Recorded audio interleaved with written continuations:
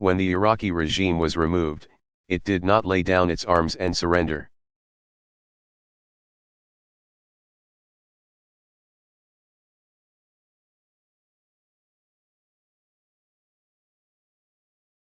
Instead, former regime elements took off their uniforms and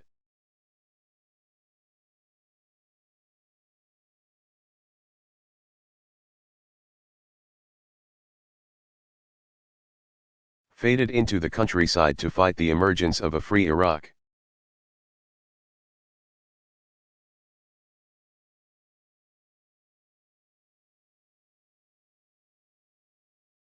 And then they were joined by foreign terrorists who were seeking to stop the advance of liberty in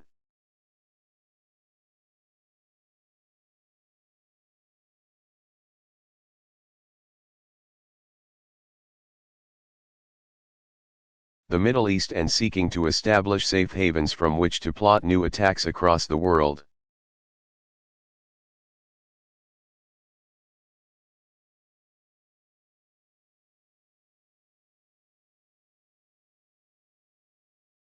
The battle in Iraq has been longer and harder and more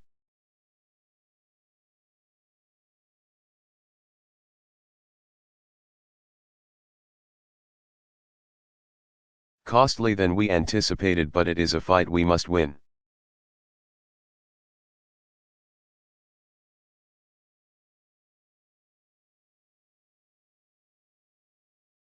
So our troops have engaged these enemies with courage and determination.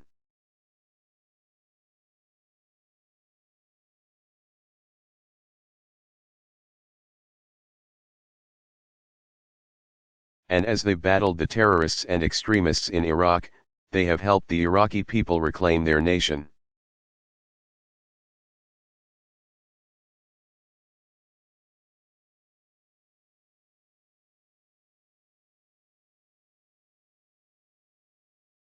And helped a young democracy rise from the rubble of Saddam Hussein's tyranny.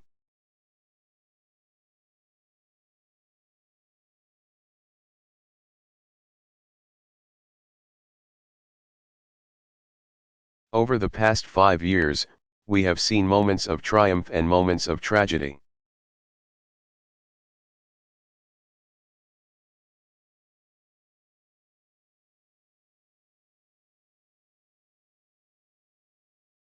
We have watched in admiration as 12 million Iraqis defied the terrorists and went to the polls.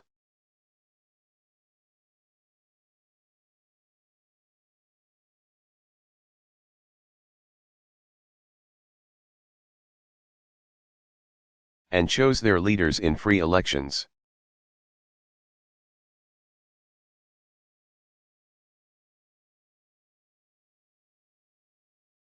We have watched in horror as Al-Qaeda beheaded innocent captives.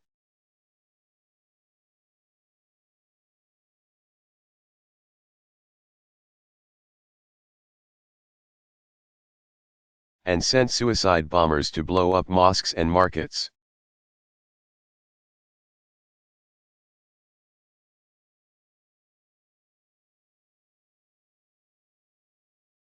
These actions show the brutal nature of the enemy in Iraq.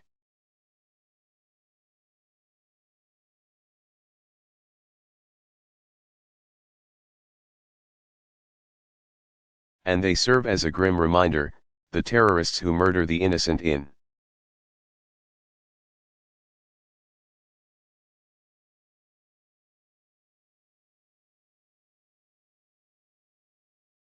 the streets of Baghdad want to murder the innocent in the streets of America.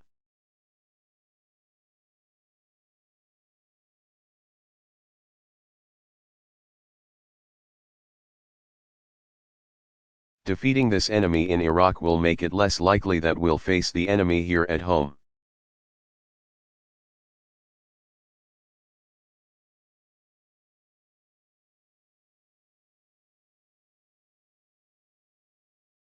A little over a year ago, the fight in Iraq was faltering.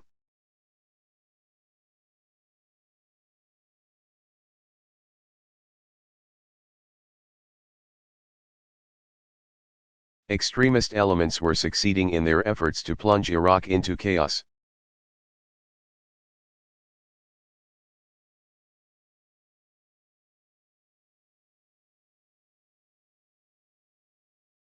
They had established safe havens in many parts of the country.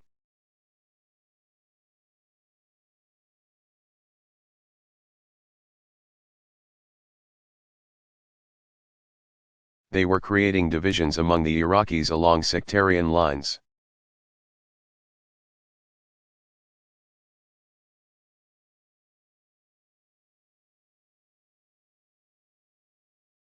And their strategy of using violence in Iraq to cause divisions in America was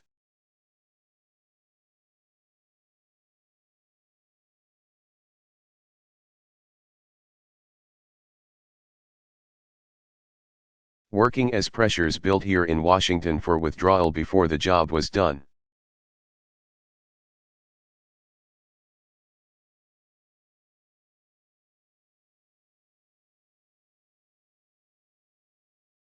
My administration understood that America could not retreat in the face of terror.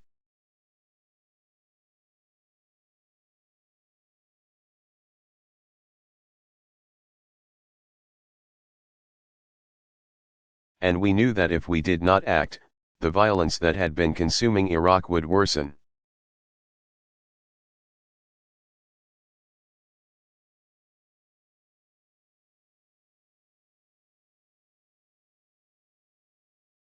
And spread, and could eventually reach genocidal levels.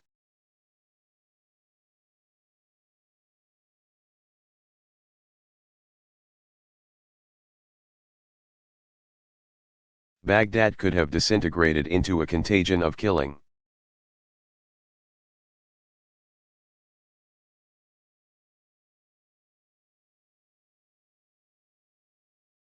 And Iraq could have descended into full-blown sectarian warfare.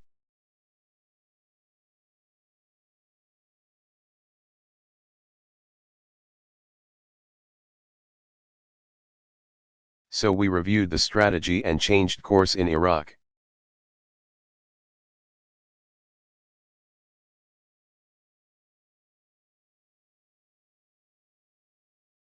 We sent reinforcements into the country in a dramatic policy shift that is now known as the surge.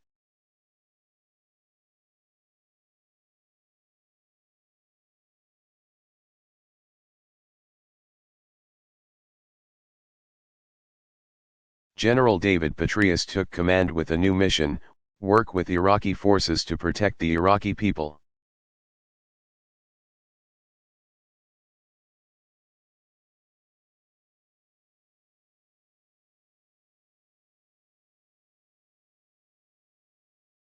Pressure sick the enemy into strongholds, and deny the terrorists sanctuary anywhere in the country.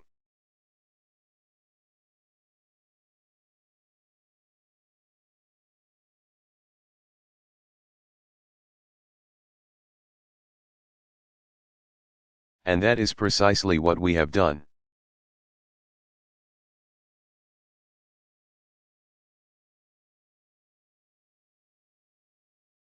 In Anbar, Sunni tribal leaders had grown tired of al-Qaeda's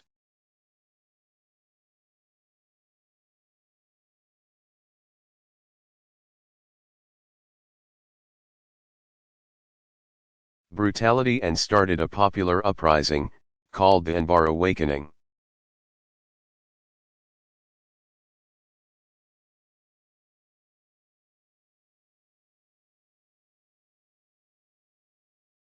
To take advantage of this opportunity, we sent 4,000 additional Marines to help these brave Iraqis drive al-Qaeda from the province.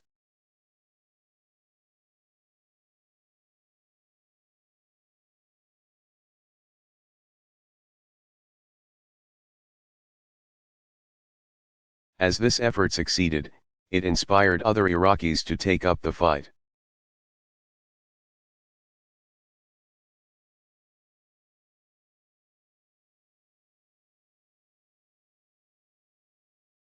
Soon similar uprisings began to spread across the country.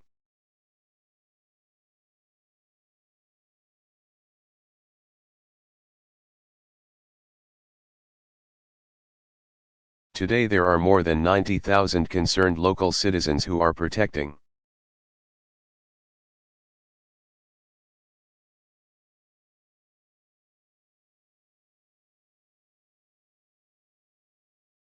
their communities from the terrorists and insurgents and the extremists.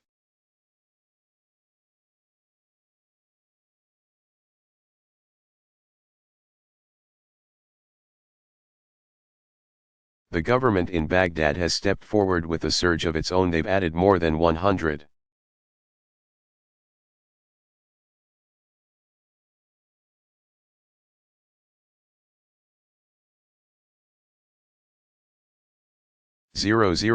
New Iraqi soldiers and police during the past year.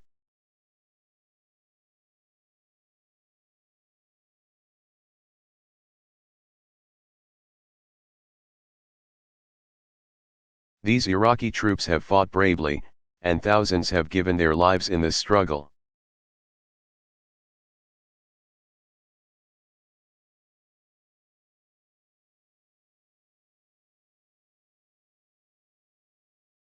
Together, these Americans and Iraqi forces have driven the terrorists from many of the sanctuaries they once held.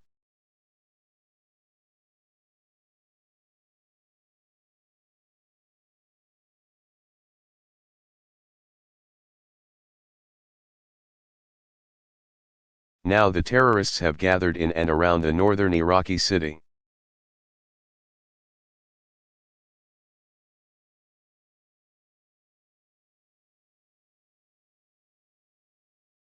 Of Mosul, and Iraqi and American forces are relentlessly pursuing them.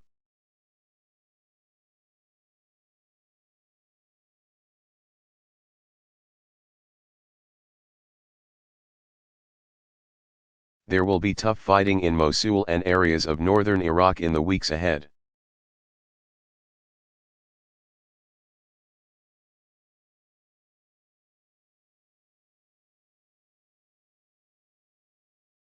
But there's no doubt in my mind, because of the courage of our troops and the bravery of the Iraqis.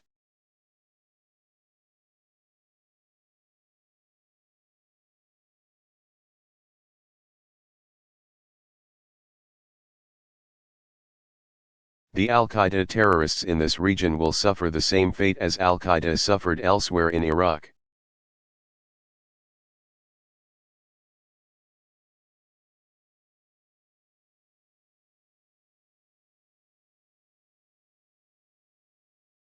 As we have fought Al-Qaeda, coalition and Iraqi forces have also taken the fight.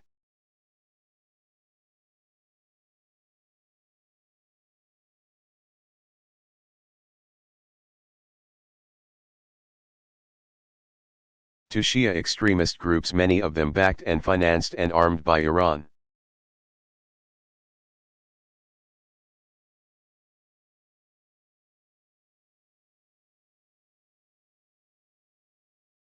A year ago these groups were on the rise.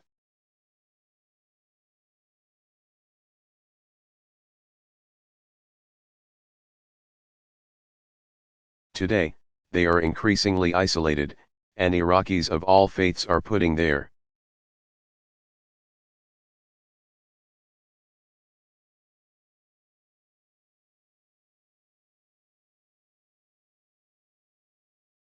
lives on the line to stop these extremists from hijacking their young democracy.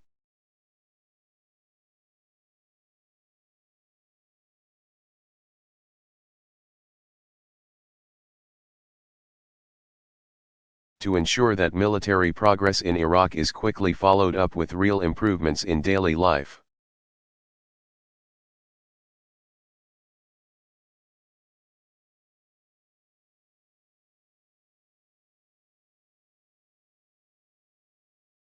We have doubled the number of provincial reconstruction teams in Iraq.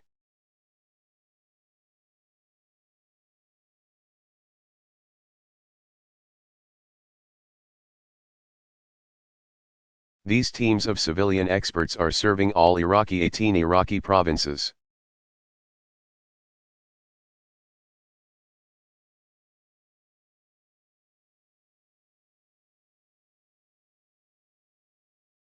And they're helping to strengthen responsible leaders, and build up local economies.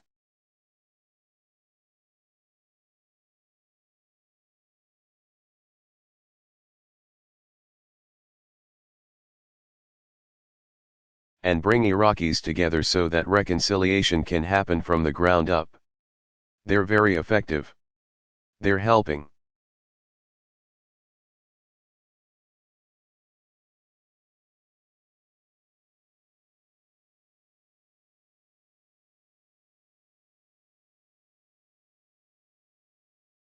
Give ordinary Iraqis confidence that by rejecting the extremists and reconciling with one another,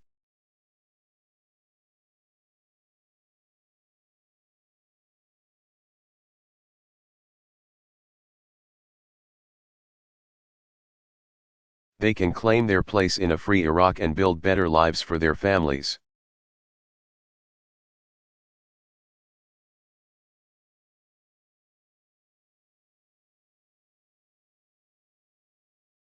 There's still hard work to be done in Iraq.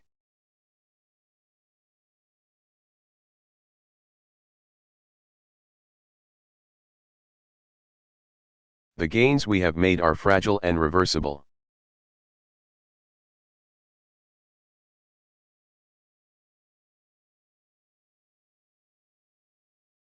But on this anniversary, the American people should know that since the surge began, the level of violence is significantly down.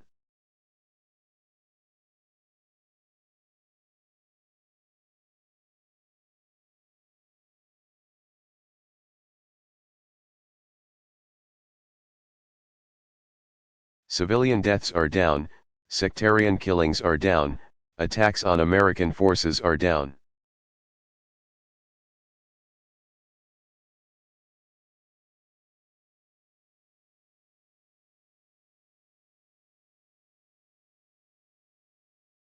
We have captured or killed thousands of extremists in Iraq.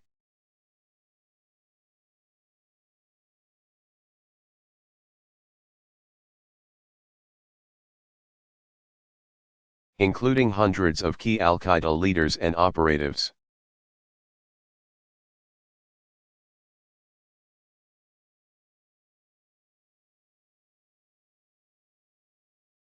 Our men and women in uniform are performing with characteristic honor and valor. The surge is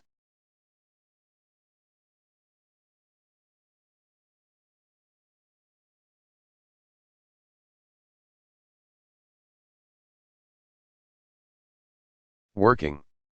And as a return on our success in Iraq, we've begun bringing some of our troops home.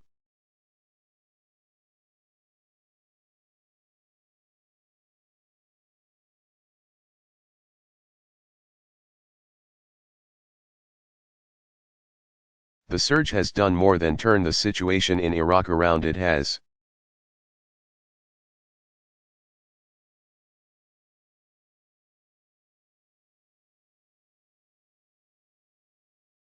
opened the door to a major strategic victory in the broader war on terror.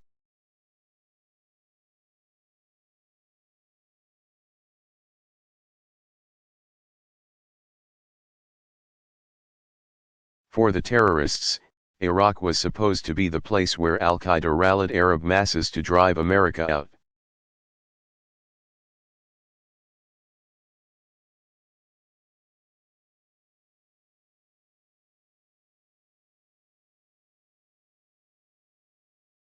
Instead, Iraq has become the place where Arabs joined with Americans to drive al-Qaeda out.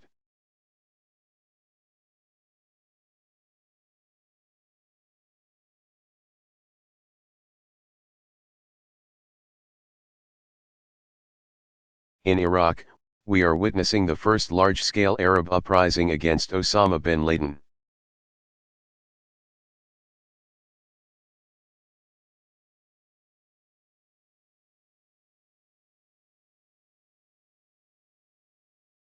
His grim ideology, and his murderous network.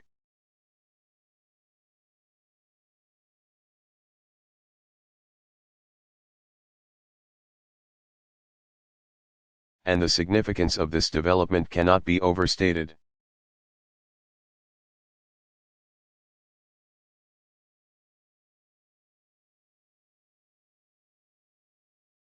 The terrorist movement feeds on a sense of inevitability, and claims to rise on the tide of history.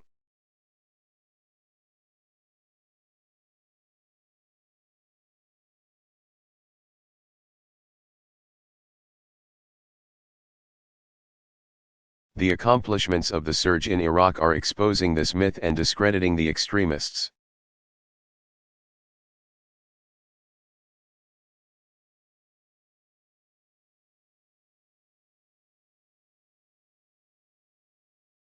When Iraqi and American forces finish the job, the effects will reverberate far beyond Iraq's borders.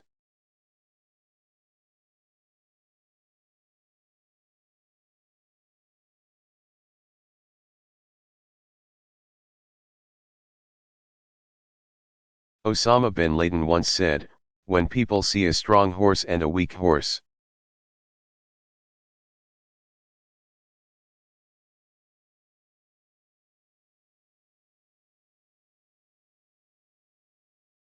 by nature they will like the strong horse."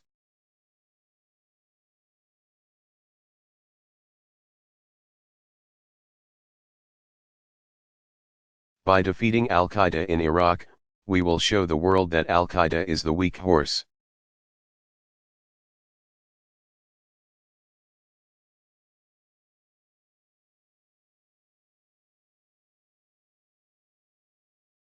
We will show that men and women who love liberty can defeat the terrorists.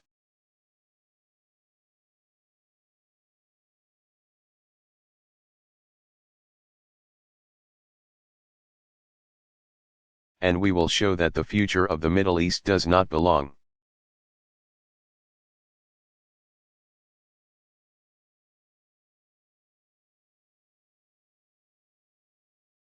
to terror. The future of the Middle East belongs to freedom.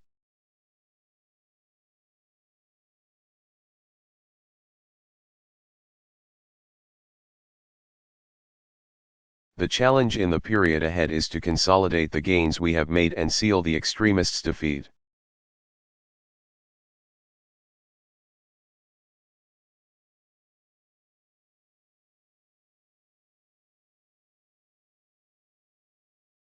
We have learned through hard experience what happens when we pull our forces back too fast. The terrorists and extremists step in.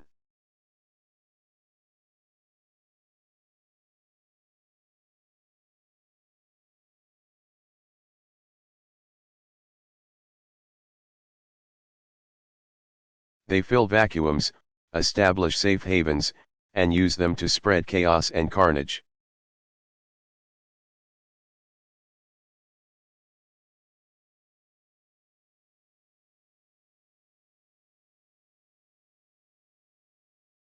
General Petraeus has warned that too fast a drawdown could result in such an unraveling with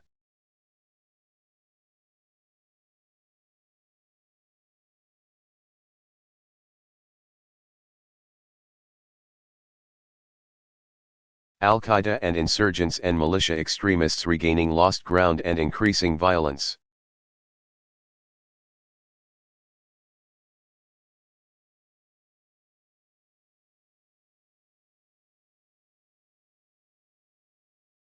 Men and women of the armed forces, having come so far,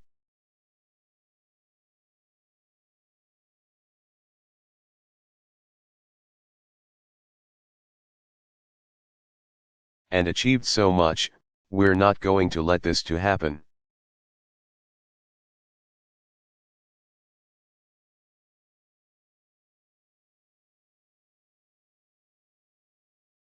Next month, General Petraeus and Ambassador Crocker will come to Washington to testify before Congress.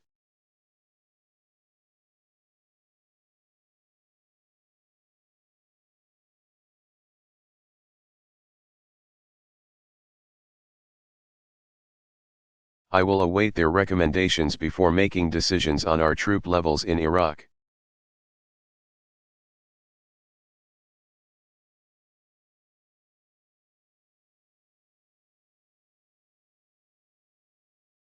Any further drawdown will be based on conditions on the ground and the recommendations of our commanders.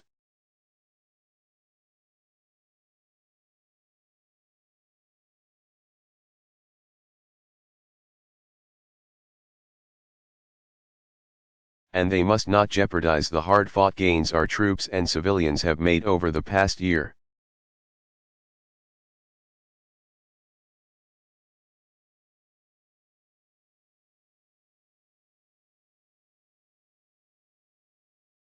The successes we are seeing in Iraq are undeniable, yet some in Washington still call for retreat.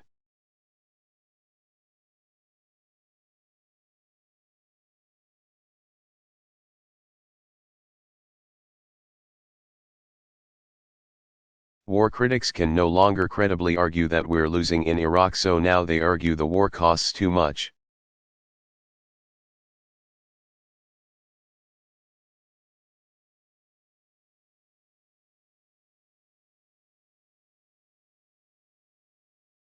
In recent months we've heard exaggerated estimates of the costs of this war.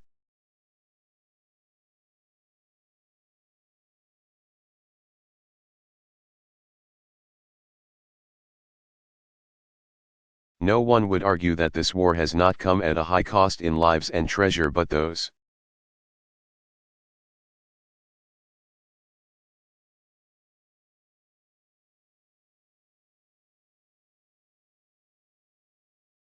costs are necessary when we consider the cost of a strategic victory for our enemies in Iraq.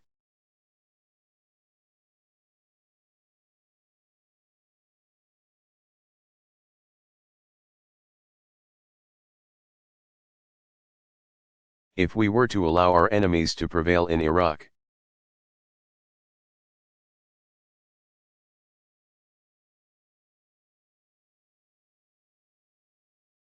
the violence that is now declining would accelerate and Iraq would descend into chaos.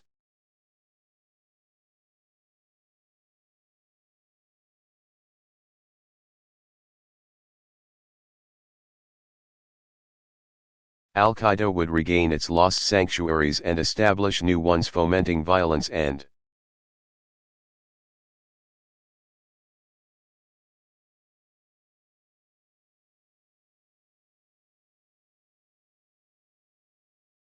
terror that could spread beyond Iraq's borders, with serious consequences for the world's economy.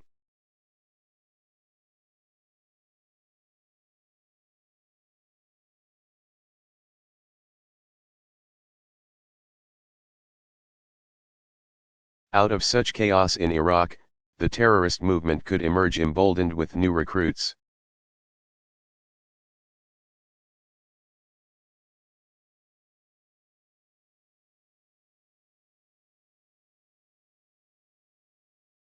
New resources, and an even greater determination to dominate the region and harm America.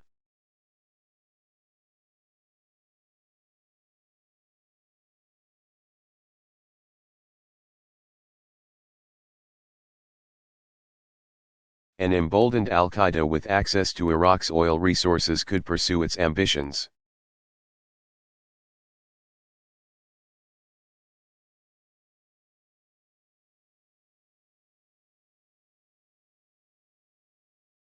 To acquire weapons of mass destruction to attack America and other free nations.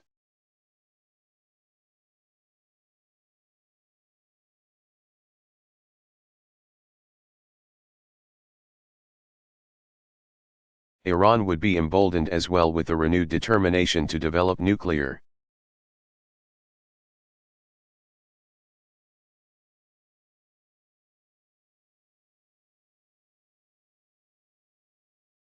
Weapons and impose its brand of hegemony across the Middle East. Our enemies would see an